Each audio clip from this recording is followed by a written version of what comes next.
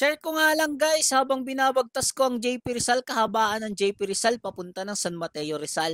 Itong customer natin, ito ang di natin inaasahan, nakabakbakan ko siya papunta ng San Mateo. So ayun yung asawa ni ma'am na nakamotor. So habang binabagtas namin ng JP Rizal, nagkabakbakan kami ni sir hanggang makarating ng San Mateo. So since nagmamadali si sir at nagmamadali din ako, at inunahan ko na nga siya dahil may dadaanan pa ako bago ako pumunta ng shop. So after ko nga dun sa dinaanan ko ay pagdating ko ng shop, meron ako nakitang motor katulad na kulay ng motor niya. Nung makita niya nga ako, napangiti nga siya at siguro nakilala niya nga ako. Na ako yung nakasabayan niya doon sa biyahe papunta dito sa may San Mateo shop. Biruin mo nga lang mga kaibag, hindi mo inaasahan yung nakasabay mo at nakabakbakan mo pa sa inyo pala bibili, sa Red Kingdom pala bibili. Nakakatawa lang talaga mga kaibag.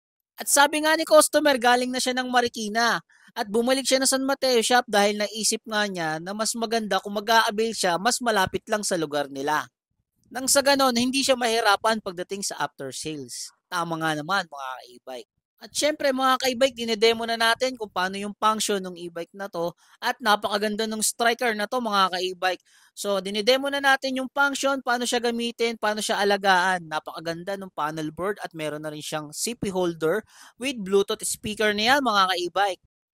At syempre mga ka-e-bike, tinuturo natin kung paano gamitin yung remote at anti-theft alarm mga ka-e-bike. So kagandahan naman sa e-bike na to, meron na siyang anti-theft alarm.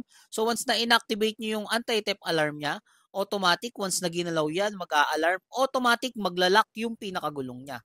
Siyempre mga ka-e-bike, hindi natin iiwanan yan ng hindi natin na i-demo lahat paano gamitin yung e-bike na to. At syempre, nagte-test drive din sila customer.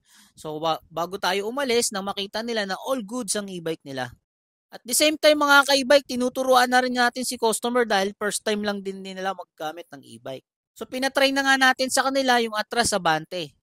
So ito nga palang striker na to mga ka-e-bike, bestseller natin to dahil napakaganda ng unit na to. At di lang yan mga ka-e-bike, maganda rin yung after sale service ni Red Kingdom Electric Bike. Pagdating sa mga parts, quality yung mga binebenta nating parts. Once na nagkaroon ng problema mga ka-e-bike, hindi kayo problema sa Red Kingdom Electric Bike. Ano pang hinihintay nyo? Sugod na!